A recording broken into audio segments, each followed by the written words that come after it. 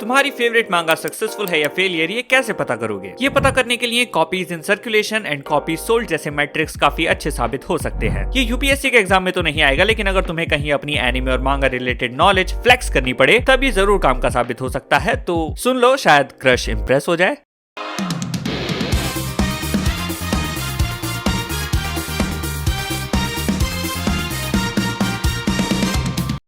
वैसे तो मांगा की सक्सेस तुम कई फैक्टर से डिटरमाइन कर सकते हो। Awards and recognition are one of them, लेकिन मांगा की फाइनेंशियल सक्सेस ही डिसाइड करती है कि उसका सीरियलाइजेशन कंटिन्यू रहेगा या नहीं, उसका फ्यूचर में कोई एनिमे देखने मिलेगा या नहीं, और वो इस वास्ट पॉप कल्चर के समुद्र में अपनी नैया पार लगा पाएगी या नहीं।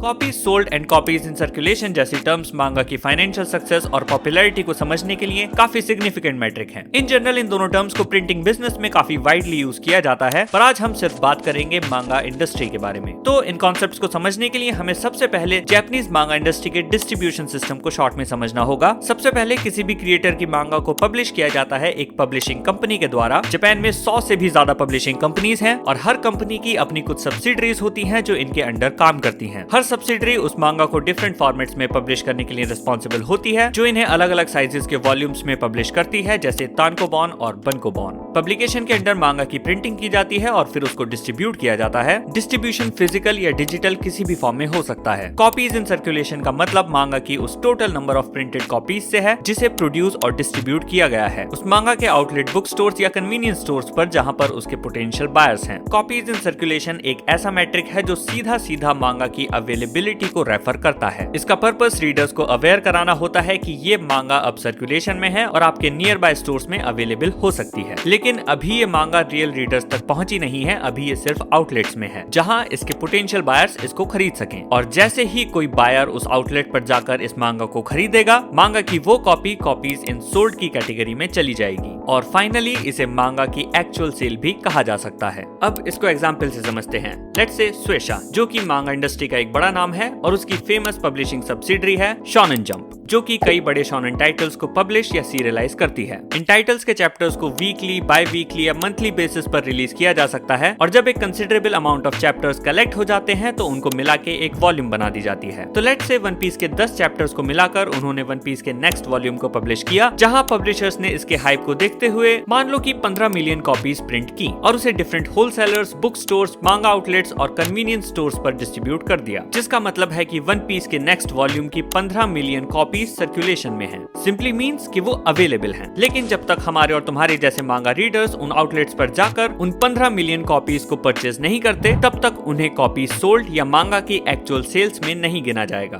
Japan based data tracker website Oricon manga के सर्कुलेशन और सेल्स डेटा को ट्रैक करती है। रिसेंटली ओराइकन ने 2023 की टॉप 10 मांगा कॉपी सोल्ड की एक लिस्ट रिवील की थी और इस लिस्ट की टॉप मांगा थी ब्लू लॉक, जिसने 10.52 मिलियन कॉपीज सेल की हैं, जो कि ब्लू लॉक मांगा की एक्चुअल सेल्स रिप्रेजेंट करता है। अगर मांगा हाईली सक्सेसफुल हो जाती है तो पब्लिशर्स इसके प्रिंट रन्स को बढ़ा भी देते हैं, जिससे इसके सर्कुलेशन और सोल्ड फिगर्स में भी इंक्रीमेंट देखने मिलता है। Free run beyond journeys and इसका एक रीसेंट एग्जांपल है। इस एनिमे के एयर होते ही इसकी पॉपुलैरिटी बढ़ने लगी थी, तो शोगाकु कान जो इसके पब्लिशर्स हैं, उन्होंने सर्कुलेशन कॉपीज में 7 मिलियन का इंक्रीमेंट किया, जिससे टोटल कॉपीज इन सर्कुलेशन बढ़कर 17 मिलियन हो गई और उसकी वजह से फ्यूचर में इसके total number of copies sold के बढ़ने के भी चांसेस हैं। इवन रिसेंटली ओराइकन की वेबसाइट पर क्रिसमस वीक की कॉपी सोल्ड का डेटा रिवील हुआ था, जिसमें फ्री रन की मांगा 506 के टोटल कॉपी सोल्ड के फिगर के साथ टॉप पर थी। नाउ हम copies sold and copies in circulation की मदद से ये भी फिगर आउट कर सकते हैं कि कौन से वो स्टोरी आर्क्स हैं जिनका फैन रिसेप्शन काफी अच्छा रहा, जिनको फैंडम ने ज्यादा अप्रिशिएट किया। फॉर एग्जांपल हम चेनसॉ मैन के केस में देख सकते हैं कि कैसे एनिमे एडेप्टेशन के अनाउंस होने के पहले से ही मांगा अपनी हर नई वॉल्यूम के साथ अपने प्रीवियस वॉल्यूम्स के कॉपी सोल्ड रिकॉर्ड्स को तोड़ रही थी। स्टैटिस्टिकली इट मींस कि हर वॉल्यूम के साथ स्टोरी आर्क्स और बेहतर होती जा रही थी और पुराने रीडर्स के साथ नए रीडर्स भी इसकी हर वॉल्यूम को परचेस कर रहे थे। अब ये सब सुन के तुम्हें लग रहा होगा कि मिलियंस में मांगास बिक रही हैं, तो मेजॉरिटी मांगाकास तो करोड़पति होंगे। नहीं, ऐसा बिल्कुल नहीं है,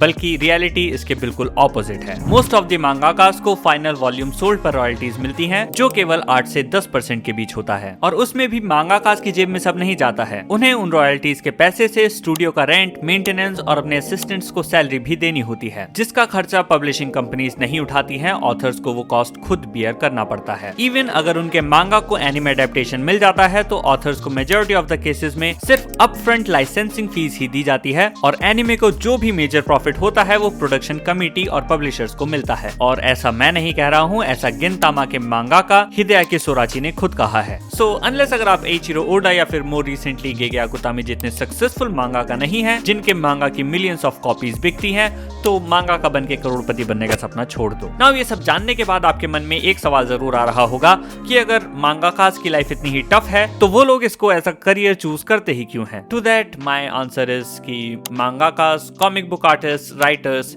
या कोई भी ऐसा इंसान जो क्रिएटिव फील्ड में काम कर रहा है, उनके लिए उनका वर्क सिर्फ करियर नहीं है, उनकी लाइफ है। वो अपने वर्क्स में जाने अनजाने, चाहते ना चाहते अपने आप को, अपने आइडियाज को, अपनी सोच और फीलिंग्स को पोर करते हैं। उन्हें फेम या पैसे से इतना मतलब नहीं होता है। They just want to express themselves, to tell people about their ideas and things they believe in, to tell stories, create worlds and create something that matters, and that's why they deserve so much respect. वो अपने work को create करने के लिए अपने body और health को extremes तक पुश करते हैं, because to them their work is their life, and through these works the future generation will remember them and get inspired through them. तो आई थिंक तुम्हें समझ आ गया होगा कि अगर तुम अपने फेवरेट मांगाका को सपोर्ट करना चाहते हो तो फिजिकल वॉल्यूम्स खरीदना कितना जरूरी है, because through that you can directly help them. तो अब फटाफट जल्दी से समराइज कर देते हैं। जिस तरह से मूवीज के लिए बॉक्स ऑफिस कलेक्शन उनकी फाइनेंशियल सक्सेस को कंट्रीब्यूट करता है, ठीक वैसे ही copies in circulation and copies sold manga की फाइनेंशियल सक्सेस को रिप्रेजेंट करता है। कॉपीज इन सर्कुलेशन का मतलब है मांगा वॉल्यूम्स की अवेलेबिलिटी, और पब्लिशर्स में उसकी सक्सेस को लेकर कितना कॉन्फिडेंस है ये उसको भी इंडिकेट करता है। कॉपीज सोल्ड मांगा की एक्चुअल परफॉर्मेंस है कि वो मांगा लोगों में कितनी पॉपुलर है और लोग उसको कितना डिमांड कर रहे हैं, कितना खरीद रहे हैं। And if you want to track the digital sales and physical sales of your favourite manga, I would like to suggest this website